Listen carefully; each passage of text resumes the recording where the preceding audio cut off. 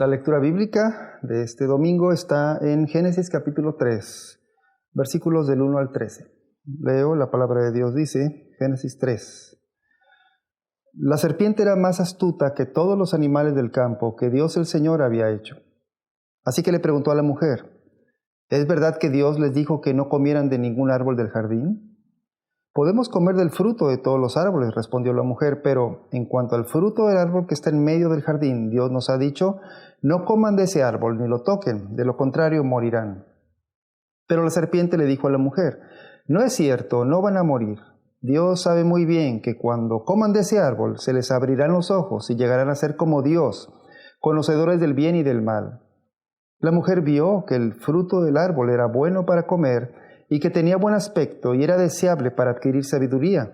Así que tomó de su fruto y comió. Luego le dio a su esposo y también él comió. En ese momento se les abrieron los ojos y tomaron conciencia de su desnudez. Por eso, para cubrirse, entretejieron hojas de higuera. Cuando el día comenzó a refrescar, oyeron el hombre y la mujer que Dios andaba recorriendo el jardín. Entonces corrieron a esconderse entre los árboles para que Dios no los viera. Pero Dios el Señor llamó al hombre y le dijo, ¿dónde estás? El hombre contestó, escuché que andabas por el jardín y tuve miedo porque estoy desnudo, por eso me escondí. ¿Y quién te ha dicho que estás desnudo?, le preguntó Dios. ¿Acaso has comido del fruto del árbol que yo te prohibí comer? Él respondió, la mujer que me diste por compañera me dio de ese fruto y yo lo comí. Entonces Dios el Señor le preguntó a la mujer, ¿qué es lo que has hecho? La serpiente me engañó y comí, contestó ella. Cuando leemos en la Biblia Génesis capítulo 3, el texto que acabo de leer, siempre está la tendencia mayor de querer explicar acerca de la entrada del mal al jardín de Dios, o acerca de cómo es que el enemigo de Dios llegó al jardín, de dónde vino y cosas así. Pero el texto no nos dice mucho de este tema. Lo único que leemos al comienzo es cuando dice el versículo 1, la serpiente era más astuta que todos los animales del campo. Es decir, Génesis guarda silencio acerca del enemigo de Dios, cómo llegó, su origen y todo eso que luego queremos saber, cómo usó a la serpiente. Lo que sí necesitamos saber y entender en este texto de Génesis 3 es acerca de nosotros mismos, de ti y de mí. ¿Qué es lo que anda mal en nosotros? La condición en la que estamos. Es decir, debemos saber qué es el pecado, cómo actúa en nosotros el pecado, qué debemos hacer acerca de este problema que tenemos como seres humanos. Estas cuestiones prácticas. Génesis 3 tiene mucho que decirnos y vamos a ver tres cosas hoy. El enemigo, el engaño. El enemigo, número 2, la decisión. Y el enemigo, número 3, el resultado. Vamos a ver uno por uno. Número 1. En primer lugar vemos el enemigo, el engaño. No hay duda que este enemigo de Dios usó a la serpiente para tratar de destruir, para tratar de dañar la obra de la creación de Dios. Este enemigo, por cierto, lo encontramos a lo largo de toda la historia de Dios, desde Génesis hasta Apocalipsis. Pero, ¿en qué consistió el engaño del enemigo? ¿Qué le dijo la serpiente a la mujer? Dos cosas. 1. El engaño fue acerca de la negación de la palabra de Dios. La serpiente comenzó con su engaño citando mal la palabra de Dios, cambiando la palabra de Dios. En el versículo 1 leemos que dijo, ¿es verdad que Dios les dijo que no comieran de ningún árbol del jardín? Pero lo que Dios había dicho fue que de todos los árboles del huerto del jardín podían comer, menos de uno, del árbol del conocimiento del bien y del mal. Eso está en el capítulo 2, versículos 16 y 17. Leo, dice, Dios el Señor tomó al hombre y lo puso en el jardín del Edén para que lo cultivara y lo cuidara, y le dio este mandato. Puedes comer de todos los árboles del jardín, pero del árbol del conocimiento del bien y del mal no deberás comer. El día que de él comas, ciertamente morirás.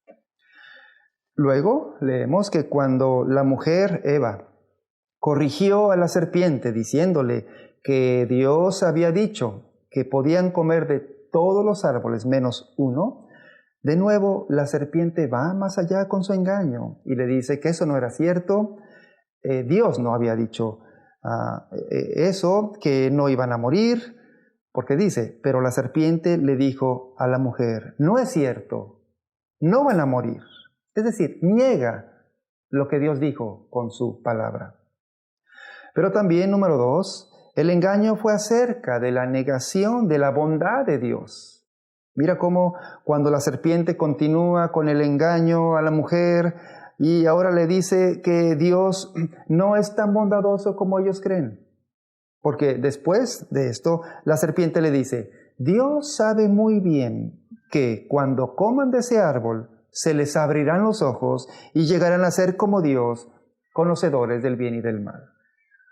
En otras palabras, la serpiente le estaba diciendo a Eva algo así como, mira, si tomas en cuenta la palabra de Dios, lo que Dios les dijo, si lo crees, si lo obedeces, no serás feliz.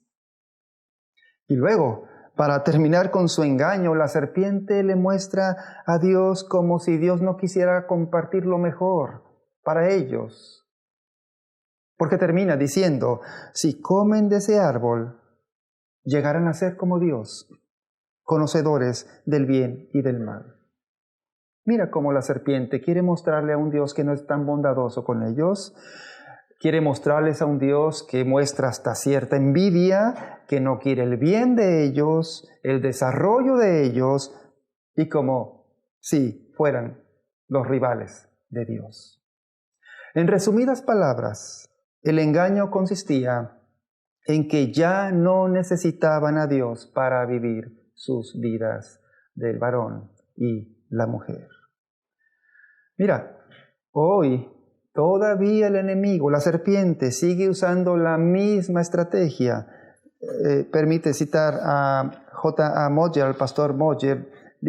Cito, dice, no hay nada más verdadero a la representación de Satanás que la determinación de socavar la palabra de Dios, de hacer que las personas vivan sobre una base diferente a la revelación de Dios, es decir, a su palabra.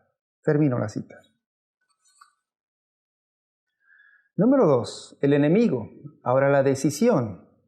En segundo lugar, vemos la decisión que tomó la mujer y el hombre. Es muy interesante leer aquí que cuando la mujer escuchó la voz del enemigo, la serpiente, ella tomó una decisión. Y fue la decisión de comer del fruto que Dios había prohibido. Fue la decisión de pecar contra Dios. Pero también es muy evidente que el pecado de la mujer abarcó toda su vida entera, abarcó sus emociones o tuvo que ver con sus emociones, su razonamiento y, por supuesto, su voluntad de hacerlo. Todo se conjuntó para que al final ella decidiera comer del fruto prohibido de Dios. Mira cómo fue. Mira cómo primero dice el versículo 6, que ella vio que el fruto del árbol era bueno para comer y que tenía buen aspecto y era deseable. Como diciendo aquí que ella primero tuvo el deseo de algo al verlo, que Dios había dicho que no. Y lo deseó más que a Dios y a su palabra. Esto es lo mismo con nosotros. Cuando el deseo por algo es más fuerte que desear obedecer a Dios, entonces se comete pecado. Lo que hizo la mujer fue desear más el fruto prohibido que a Dios. Porque tal vez alguien piense, ¿qué podría tener de malo desear comer un fruto? La respuesta es, lo malo es que se decidió por el fruto más que decidirse por Dios y su palabra, y la verdad de su palabra. Lo malo es que deseó el fruto más que a Dios. Y el hombre y la mujer siguen haciendo hoy lo mismo, siguen sustituyendo a Dios por otra cosa. Y luego dice el relato del versículo 6 mismo, que el fruto era deseable, lo vio deseable para adquirir sabiduría. Es decir, ella también usó su razón, su razonamiento para cometer pecado contra Dios. No solo fue la emoción de verlo, porque dice que al ver el fruto pensó que ahora sí tendría sabiduría. Ella lo razonó, y siguió adelante. Ella pensó en un beneficio para ella misma, pero lo que vemos aquí es que ella pensó que su propio razonamiento era más inteligente que el mandato de Dios, de la verdad de Dios. Y es que la mujer, piensa esto, no tenía la información suficiente para tomar la decisión correcta. Dios tenía todo el conocimiento solamente. Ella debió haber escuchado a Dios. Si Dios decía no, no, punto. Porque a veces no lo sabemos todo. Lo mismo nos pasa. Si Dios te pide algo en su palabra, no trates de razonarlo. Lo contrario, no trates de ver si te conviene, no te conviene, porque tomarás una mala decisión para tu vida. Cuando Dios dice no, es no. Y una cosa más, al final, cuando ella vio el fruto y lo razonó, entonces tuvo la voluntad de desobedecer, de pecar contra Dios. Porque la voluntad hace lo que quieren primero la mente y el corazón. Porque dice, así que tomó de su fruto y comió. Ella solo hizo lo que ya había sentido y razonado. Eso es el pecado. Y dice también que se lo dio a su marido. Y me apena decirlo, varones, pero que aquí vemos que el hombre ni lo vio, ni lo razonó como ella. Él sencillamente se lo comió y punto. Y ambos, el hombre y la mujer, pecaron contra Dios. ¿Qué es el pecado entonces? El pecado es desear ser tu propio dueño de tu vida. El pecado es desear ser tu propio Señor, tu Salvador mismo. El pecado es no desear tomar en cuenta a Dios para tu vida. Pecado es que tú quieres ponerte en el centro de todas las cosas. Número 3. Finalmente, el enemigo, el resultado. Al final, el enemigo alcanzó su propósito de dañar y afectar la creación de Dios. Mira los resultados, mira las consecuencias de escuchar la voz de la serpiente. Algo muy malo sucedió o comenzó a suceder en el jardín del Edén. Las cosas ya no fueron como al principio. Y nota en particular estas tres cosas aquí en este pasaje de Génesis 3, 1 al 13. 1. Vemos que ahora el hombre y la mujer tienen culpa y vergüenza. Versículo 7 dice, en ese momento se les abrieron los ojos y tomaron conciencia de su desnudez y por eso para cubrirse entretejieron hojas de higuera. Antes el hombre estaban desnudos, no sentían vergüenza, no sabían de esto, pero ahora tenían vergüenza con Dios y entre ellos mismos. 2. Ahora los dos también tenían desconfianza y miedo. Dice el versículo 10. El hombre contestó, escuché que andabas por el jardín y tuve miedo porque estoy desnudo, por eso me escondí. En lugar de inocencia, ahora había miedo, ahora había desconfianza con Dios y también uno con el otro. Y 3. También vemos que ahora los dos comienzan a culparse unos a otros, hasta culpan a Dios para autojustificarse, para no responsabilizarse de la mala acción que habían hecho. Leo versículos 11 al 13. ¿Y quién te ha dicho que estás desnudo?, le preguntó Dios. ¿Acaso has comido del fruto del árbol que yo te prohibí comer? Y él respondió, la mujer que me diste por compañera me dio de ese fruto y yo comí. Entonces Dios el Señor le preguntó a la mujer, ¿qué es lo que has hecho? La serpiente me engañó y comí, contestó ella. Ya no hay responsabilidad por el pecado propio.